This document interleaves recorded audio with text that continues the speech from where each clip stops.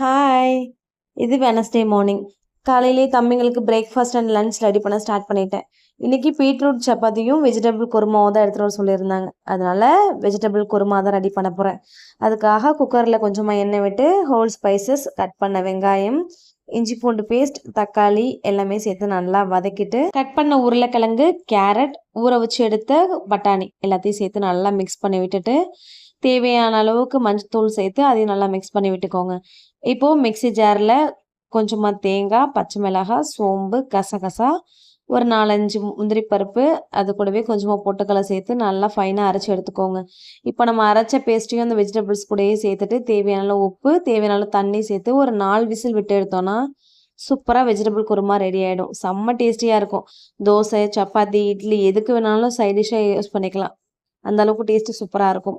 Side by சைடாக beetroot chapati ready பண்ணிட்டு இருந்தேன். இன்றைக்கி பீட்ரூட் சப்பாத்தி தான் எடுத்துகிட்டு வர சொல்லியிருந்தாங்க. அதனால பீட்ரூட் சப்பாத்தியும் ரெடி பண்ணிவிட்டு தம்பிங்களுக்காக கொஞ்சமாக பால் காய்ச்ச வச்சுட்டேன். இன்றைக்கி ரொம்ப லேட் ஆகிடுச்சு. தம்பிங்க 7:45க்கு தான் எழுந்து வந்தாங்க. அதுக்கப்புறமா தான் ரெடி பண்ணி விட்டு அவசர அவசரமாக இன்றைக்கி ஸ்கூல் அனுப்பி விட்டாச்சு.